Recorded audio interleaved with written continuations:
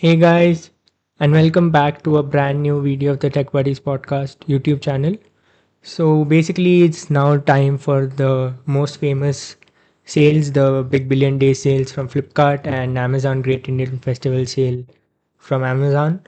And the main thing people look to buy during these sales is the new iPhones. So which phone should you buy during this sale is going to be the topic for today's video. There's been a lot of confusions and there's a lot of controversy also around this that's going on Twitter.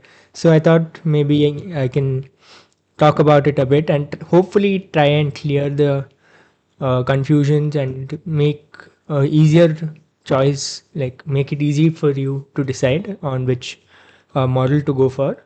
So without any further ado, let's begin. So point number one here is that if you think Apple Intelligence is important to you, but one thing you need to know about Apple Intelligence is it's not rolled out yet, and some of the features are coming in October, some of them are coming in January next year, some of them are coming in March next year.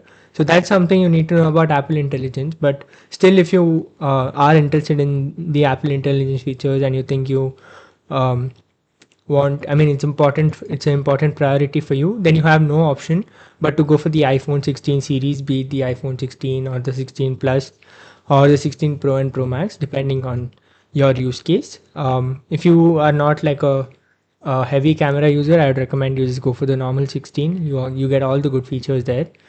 um, or there's now a new discount on during the BBD sale on the iPhone 15 Pro and Pro Max, which brings the price for the 15 Pro series under a lakh. So basically, you can get the iPhone 15 Pro for 89,990 if I'm not wrong, and you can get the iPhone 15 Pro Max for 1,09,990. So these are the deals that are available on Flipkart for the 15 Pro series. So if, like I said, if Apple Intelligence is important to you, then you can check these phones out.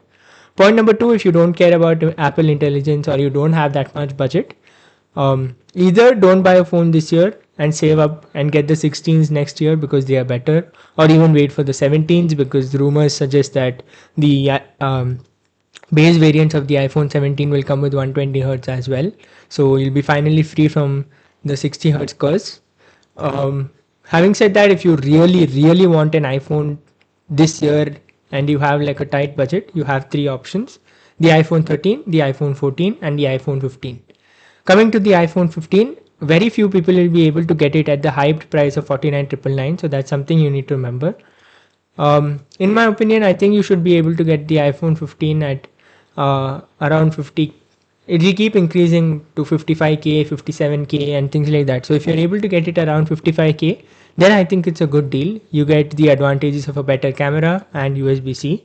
So the iPhone 15 is a good phone around 55k.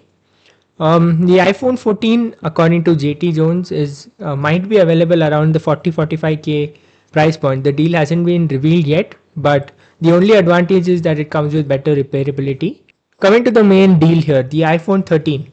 The iPhone 13 deal on Flipkart has been revealed at 38,000. I don't know the exact breakup. There might be some exchange bonus and stuff like that. I'm not sure exactly. And there's a lot of contention around this. Some people are saying that don't go for the iPhone 13. It has heating issues. It's the parts to be replaced are more expensive because the back panel is all glued in, and it's not like the easy replaceable back which Apple changed with the iPhone 14, 15, and further. So that is a disadvantage. Then the heating issues, like I mentioned, then it's only 60 hertz, then you get lightning. People are giving out so many cons, and they're ultimately telling that don't go for the iPhone 13. But there's another section of people who are saying the iPhone 13 is a really good phone, especially for content creators. The videography is unmatched, and even the audio quality, the mic quality is unmatched, and things like that. So, having heard the perspective from both sides and having used the iPhone 13 myself, if you want, you can check out the review which I had posted about a month back. Um, I don't think there is much heating issues, and while charging, you'll obviously feel that the phone is a bit warm. Some people are also complaining about network issues. I never faced any of the network issues. And durability wise, like JT Jones also recommended, um, You can get a really durable case from either Spigen or Caseology, and a proper tempered glass. You can invest like 1,000 rupees on a case, and so 300 400 rupees on a good tempered glass. And I think you should be good with the iPhone 13. Um, if you are able to get the iPhone 13 at an even lower price, like around 30K or things like that, close your eyes and go for the iPhone 13. But even at 40K, the iPhone 13 is not a bad deal, in my opinion, after listening to the overall consensus of all the um, sides of the controversy. So that is the chapter about iPhone 13, and I'll close it there. iPhone 12, if you are able to get it at like a really, really good deal at around 20K or things like that, it's not a bad choice. Like at 20K, you're getting an iPhone 12. That's a good thing. The cameras are still pretty good, and you get you get 5G, you get all the decent features.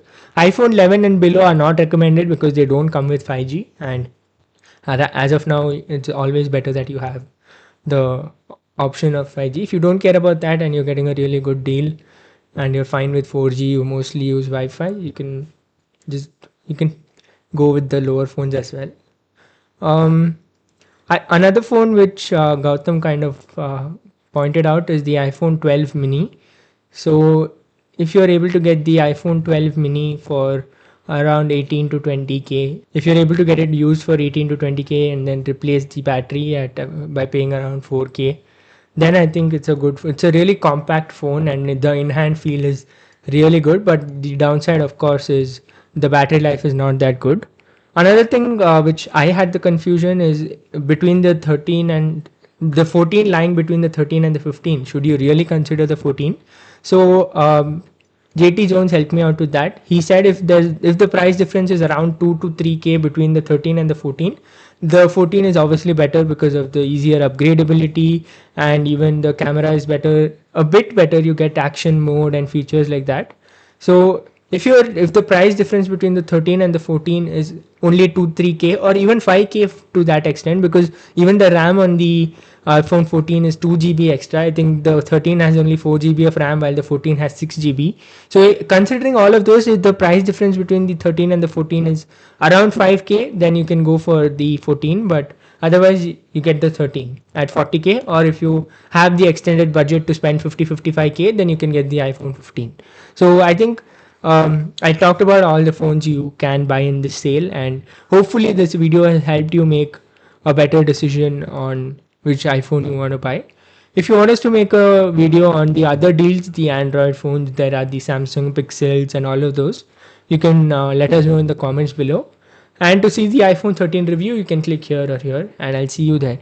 Bye.